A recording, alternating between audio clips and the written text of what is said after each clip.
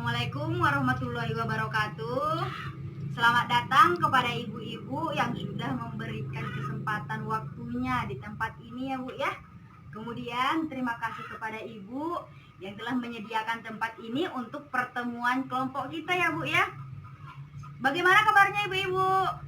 Alhamdulillah baik ya ibu ya. Oke, sebelumnya pada langkah 1 teman saya sudah membahaskan Bu pembukaannya langkah 1 ya Bu ya. Kemudian pada langkah 2 ini kita akan membahas tentang pengertian penelantaran.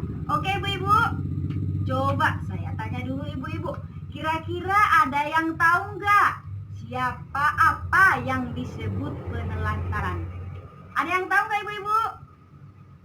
Iya, penelantaran adalah, bisa ini kita baca sama-sama ya Bu ya. Penelantaran adalah tidak dilakukannya kewajiban dan tanggung jawab orang tua pengasuh dalam memenuhi kebutuhan dasar, baik itu fisik, psikis, rohani maupun sosial. Berarti tanggung jawab sebagai orang tua terhadap anak baik secara fisik, psikis, rohani tidak dilaksanakan ya Bu ya. Iya, terima kasih ibu-ibu. Jadi di sini kita mau membaca, ibu-ibu bisa buka modul halaman 33 tentang cerita si Tasrifin. Kira-kira ada yang bisa nggak Bu? Ada yang mau membacakannya? Oke, saya bacakan sendiri ya Bu ya. Ibu-ibu tolong didengarnya, karena sesudah saya membaca teori ini nanti atau cerita ini nanti, saya akan menanyakan ibu-ibu apa inti dari cerita kita ini. Oke ibu-ibu, diperhatikan ya. Atau sebelum kita memulai cerita kita ini, kita adakan dulu yel-yel. Setuju nggak ibu-ibu? Oke, lihat saya Bu ya. Tepuk disabilitas, gembira, berdaya, bersama, yeay. Oke, saya ulangi ya Bu ya. Tepuk disabilitas, gembira, berdaya, bersama, yeay. Oke, jadi cerita kali ini yaitu tentang si Tasrifin, yaitu bocah 12 tahun yang harus menghidupi ketiga anaknya. Jauh di sebuah dusun di desa Gunung Lurah, kecamatan Cilongok, Bayumas, Jawa Tengah, Tasrifin bocah tanggung dari dusun pesawahan harus hidup sendiri dan mencari nafkah untuk menghidupi ketiga adiknya. Tasrifin harus bekerja di sawah agar adik-adiknya tetap bisa makan. Kini bocah tersebut harus hidup sebatang kara dan tidur di dalam satu kamar dengan kasur dan bantal yang sudah tampak lusuh dengan ditutupi matras. Ketiga adiknya sangatlah mengandalkan kakak kedua mereka, Tasrifin, yang setiap hari harus bekerja di sawah dengan mencangkul, membersihkan sisa-sisa padi, serta menanam padi bersama warga desa pada saat masa tanam. Ibu Tasrifin sudah meninggal dan bapaknya bekerja di Kalimantan bersama kakaknya. Hampir setiap hari, Tasrifin mesti pergi ke sawah untuk mencari uang demi menghidupi ketiga adiknya. Para tetangga sekitar yang simpati dengan keadaan Tasrifin pun kadang sering membantu memberikan nasi maupun lauk pauk bagi bocah-bocah tersebut.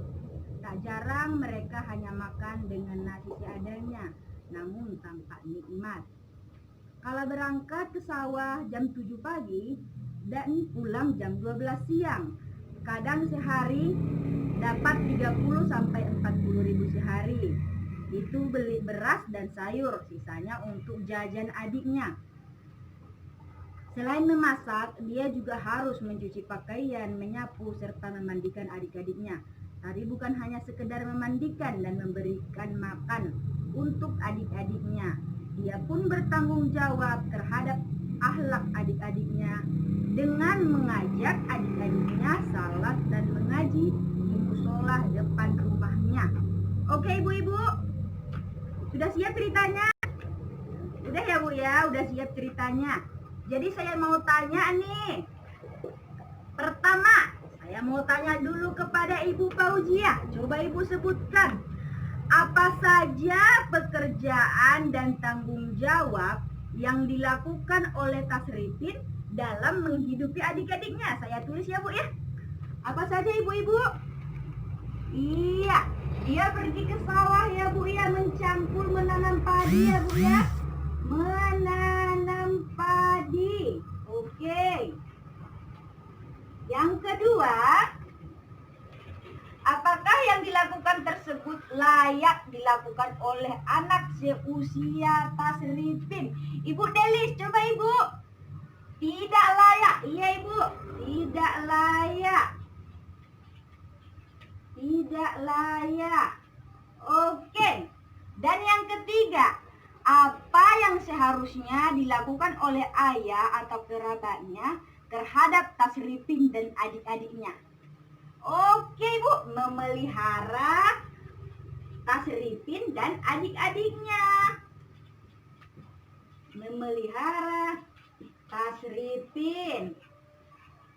Baik ibu-ibu, berarti inti dari cerita kita ini adalah tindakan yang dilakukan kepada Tasripin merupakan tindakan penelantaran. Oke, ibu-ibu semua hebat. Ayo tepuk salut dulu. 1, 2, 3. Salut, salut. Salut, salut. Salut. Oke, ibu-ibu semua hebat ya Bu ya. Jadi di sini juga kita akan bahas tentang Richard nomor 2, yaitu tentang penelantaran anak. Seperti cerita Tasripin tadi bahwa anak tersebut adalah dilantarkan ya Bu ya, dilantarkan oleh anaknya. Kita ulas kembali bahwa pengertian terlantar atau penelantaran adalah tidak dilakukannya kewajiban dan tanggung jawab orang tua pengasuh dalam memenuhi kebutuhan dasar anak, baik fisik, psikis, rohani maupun sosial. Jadi bapak dari Tasripin tadi melakukan penelantaran terhadap anak-anaknya dengan tidak memenuhi kebutuhan fisik, psikis, rohani maupun sosialnya ya Bu ya. Iya, kira-kira ada yang mau bertanya ibu-ibu? Sudah cukup? Iya, jadi untuk langkah selanjutnya atau langkah ketiga itu akan dibawakan oleh teman-teman saya, yaitu tentang contoh-contoh penelantaran ya Bu ya. Kalau memang tidak ada bertanya lagi, saya cukupkan sampai di sini. Wabillahi taufiq wal hidayah. Assalamualaikum warahmatullahi wabarakatuh.